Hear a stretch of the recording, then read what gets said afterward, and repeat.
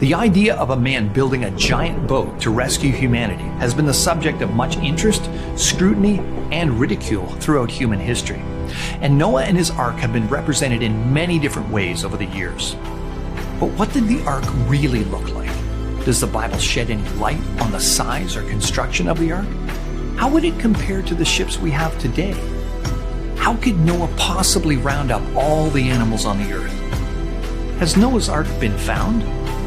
Is there any symbolism in the ark? All of these questions and more will be answered as we explore the Genesis account of Noah's ark.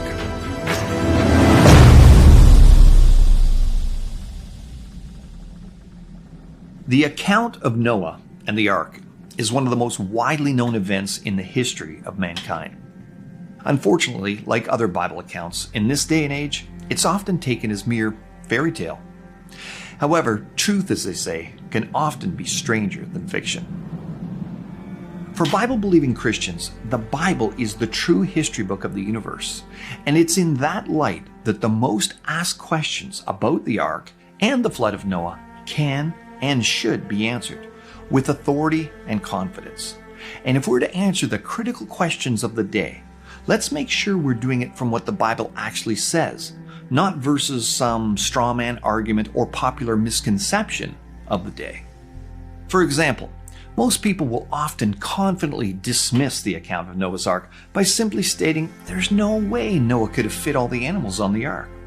And yet, when you ask them how many animals were needed to go on board, or if they know how big the ark was, they'll often plead ignorance, but then still reiterate, but there's still no way he could have done it.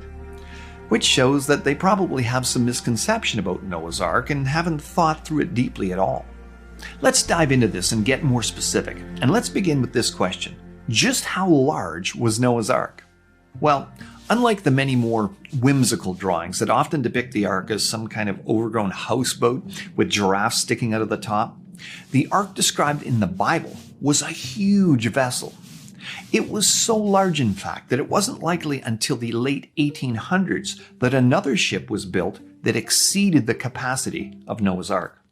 The key to understanding just how large it was comes directly from the Bible's account of God's commissioning Noah to create this huge craft. In Genesis 6:15, we read, "The length of the ark shall be 300 cubits, its width 50 cubits, and its height 30 cubits. Now the word cubit, the primary unit of measure in the Old Testament, isn't one commonly used today. So understanding the length of a cubit is the key that gives us a good indication of the size we're talking about. The length of a cubit was based on the distance from the elbow to the fingertips, so it obviously varied between ancient people groups. But when Noah came off the ark, only one cubit measurement existed, the one that he had used to construct the ark. Now, the exact length of this cubit is unknown due to the effects of the Tower of Babel, where people scattered from one another and began using their own cubit. So it requires some logical guesswork to reconstruct the most likely length of the original cubit. Most ancient cultures ended up with two cubits, an older or royal cubit and a common or shorter cubit. Using an older cubit, which is the most likely cubit length in Noah's day, we can get a close estimate. One known and well-attested ancient royal cubit was at least 20.4 inches, so we know that the earth must have been no less than 510 feet long, 85 feet wide, and 51 feet high. Now, in the Western world, wooden sailing ships never got much longer than about 330 feet long. Yet the ancient Greeks had built vessels at least this size 2,000 years earlier. China built huge wooden ships in the 1400s that may also have been as large as the ark. But the biblical ark was one of the largest wooden ships of all time, even though it would be a mid-sized cargo ship by today's standards. But the common question for many skeptics and Christians alike is obvious. How could Noah have possibly built the ark? To most people, the task of building the ship described in the Bible just seems overwhelmingly impossible. But again, before people dismiss the idea, they should look at what the Bible actually says. You see, the Bible doesn't tell us with wooden literacy that Noah necessarily built the ark all by himself. And as a matter of fact, the idea that he would have doesn't really make a lot of sense. When we see other accounts in the Bible, such as that Solomon built the temple, we don't actually believe he was the one doing the actual laying of every stone or building the physical structures himself, but that he designed and commissioned it to be built. Now, this isn't to say that Noah wasn't personally involved in the construction of the ark, but understanding that besides his sons helping, Noah could have hired skilled laborers or had relatives such as Methuselah and Lamech to help build the vessel. All that being said, based on an analysis from Scripture, Noah could have had between 55 to 75 years to build the ark. So, except for the fact that you wouldn't want to have to go back and repair work that had been done too many years previously, there's actually no reason to believe that Noah and his sons couldn't, or that they didn't, build the ship themselves in the time allotted.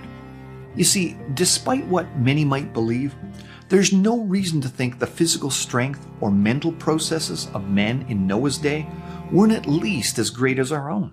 There's actually compelling scientific evidence that the genomes of all living creatures are slowly degenerating due to the accumulation of slightly harmful mutations, which means the genetics of people in Noah's day were likely even far superior to ours today. They certainly would have had efficient means for harvesting and cutting timber, as well as for shaping, transporting, and erecting the massive beams and boards required. If one or two men today can erect a large house in just 12 weeks, how much more could 3 or 4 men do in a few years? After all, the Bible reveals Adam's descendants were making complex musical instruments, forging metal, and building cities. So their tools, machines, and techniques were not primitive. And history has shown that technology can be lost. In Egypt, China, and the Americas, it was often the earlier dynasties that built more impressive buildings or had finer art or better science than those who came later.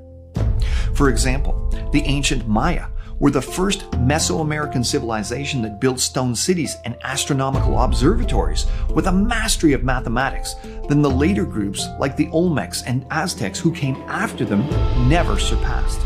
And we must recognize that many so-called modern inventions we have today are actually reinventions, like concrete, which was used masterfully by the Romans over 2,000 years ago. Even accounting for the possible loss of technology due to the flood, early post-flood civilizations would have possessed all of the engineering know-how necessary for a project like Noah's Ark. It's very reasonable to believe people were sawing and drilling wood in Noah's day only a few centuries before the Egyptians were sawing and drilling granite. The idea that more primitive civilizations are further back in time is an evolutionary concept. In reality, Scripture says when God created Adam, he was essentially perfect, the best physically and mentally that mankind has ever been. Today, the individual human intellect and physique has suffered from 6,000 years of sin and decay. The sudden rise in technology in the last few centuries has nothing to do with increasing intelligence. It's a combination of publishing and sharing ideas, and the spread of key inventions that became tools for investigation and manufacturing. One of the most recent and widespread tools, of course, is the computer, which may make us feel superior somehow to our ancestors, but is likely quite needed now, as it actually compensates a great deal for our natural decline in mental performance and discipline, since it permits us to gather and store information as perhaps never before. Now let's move on to one of the most common queries posed surrounding the idea of this floating wooden zoological masterpiece that almost always comes up, and answer this question. So how could Noah round up so many animals? And of course, you'll often hear a follow-up question after it, something like, are you saying Noah had to travel to Australia and get some kangaroos and koalas? Followed by a chuckle or two. Well, once again, let's start by checking to see what the biblical text actually claims before we make our analysis. In Genesis 6:20, we read, of the birds after their kind, of animals after their kind, and of every creeping thing of the earth after its kind. 2 of every kind will come to you to keep them alive. This verse contains a critical key concept in answering the question, because it tells us that Noah didn't have to set out and search or travel to faraway places to bring the animals on board. Thinking it through, with the devastation a global flood would have wrought, the world map would have been completely different before the flood. There would have been no Australia, Iceland, or Africa, for example. None of the continents we have today. And on the basis of Genesis 1:9 and Psalm 104:8-9, there actually may have been only one continent in the beginning. According to the scriptures, there was a call by the Creator. The animals were sent to Noah and simply arrived at the ark as if called by a homing instinct, some kind of behavior implanted in the animals by God. And presumably, they would have marched up the ramp all by themselves. Though this was probably a supernatural event, which means that it's one that we can't explain by our understanding of nature, when we compare it to the impressive migratory behavior we see in some animals today, it's easily understandable. We are still far from comprehending all the marvelous animal behaviors exhibited in God's creation. The migration of Canada geese and other birds, the amazing flight of monarch butterflies, the annual travels of whales and fish like salmon, hibernation instincts, earthquake sensitivity, and countless other fascinating capabilities of God's animal kingdom. But remember, answering the objection people pose against the account of the ark should be dealt with according to what the scripture plainly says. But what about dinosaurs? Were dinosaurs on the ark?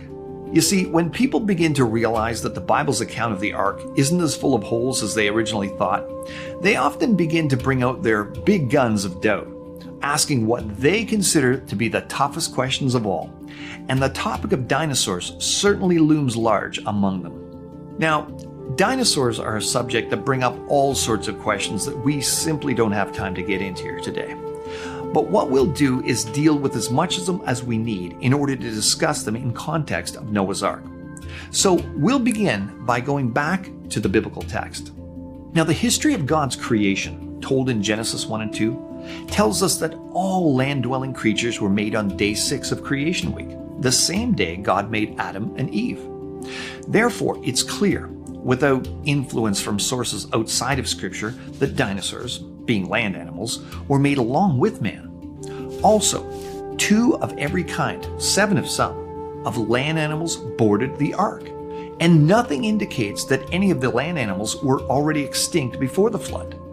Besides, the description of the behemoth in chapter 40 of the book of Job, and of course Job lived after the flood and the dispersal of the animals from the ark after it landed, only fits with something like a sauropod dinosaur.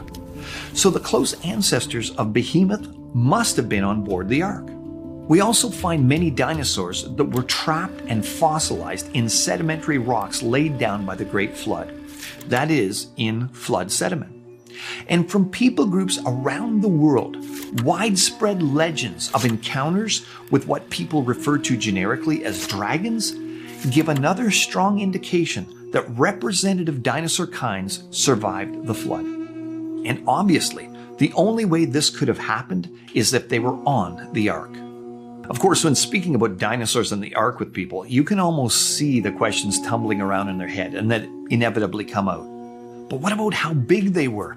Even though the ark was huge, could it really have housed giant dinosaurs? Well, juveniles of even the largest land animals wouldn't present a size problem, and being young, they'd have their full breeding life ahead of them. And despite our fascination with the more giant types depicted in museums, popular movies, and books, most dinosaurs weren't very large at all. Most scientists agree that the average size of a dinosaur is actually the size of a bison. So many were smaller, and of course some were bigger. For example, God most likely brought Noah 2 young adult sauropods, like apatosaurs, or similar to what I knew of as a brontosaurus when I was a kid, rather than 2 full-grown sauropods. And the same goes for the elephant kind, the giraffe kind, and other animals that grow to be very large. However, there was adequate room for most fully grown adult animals anyway. And as far as the number or different types of dinosaurs, it should be recognized that although there are hundreds of names for different varieties or species of dinosaurs that have been discovered, there are probably only about 60 to 80 actual different kinds.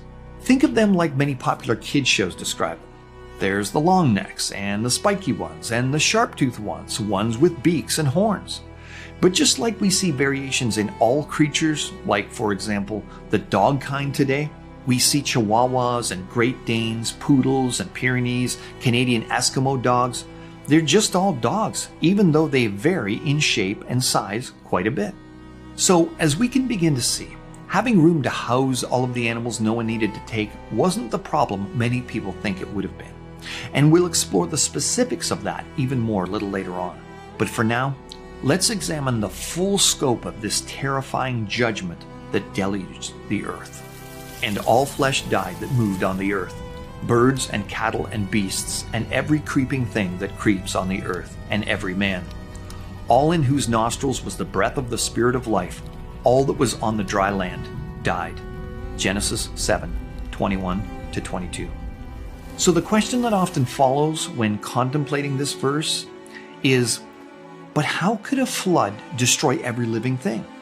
Well, the Bible makes it clear that Noah's flood was much more destructive than any 40-day rainstorm ever would be, even though just a 3-day heavy rainfall today can cause major catastrophic effects on the local terrain and wildlife where it occurs. But the flood event went well beyond torrential rainfall. When the scripture says that the fountains of the great deep broke open, in other words, it's easy to understand earthquakes, volcanoes, and geysers of molten lava and scalding water were squeezed out of the earth's crust in a violent, explosive upheaval. These fountains were not stopped until 150 days into the flood, so the earth was literally churning underneath the waters for about 5 months. Continental shifting was occurring until the mountains were lifted up into their approximate current places. There's still some residual mountain building and continental shifting occurring today as a result. The duration of the flood was extensive, and an analysis of the text shows Noah and his family were aboard the ark for around a year. For those that struggle to understand how the flood could be so destructive, a quick internet search with keywords like flash flood reveals hours of footage of how utterly devastating moving water can be. Relatively recent local floods, volcanoes, and earthquakes, though clearly devastating to life and land, are tiny in comparison to the worldwide catastrophe that destroyed and reshaped the world that then existed, as 2 Peter 3:6 describes. Noah's flood accomplished what it had been sent to do. All land animals and people not on board the ark were destroyed in the floodwaters, per Genesis 7:21-23. And the result was the billions of animals preserved in the great fossil record we see today. Join us next time as we explore the possible construction of Noah's Ark, its ability to survive such a catastrophic experience, and answer questions as to whether Noah's flood might have possibly been local rather than a worldwide event, as some have proposed, in part 2 of the Genesis account of Noah's Ark.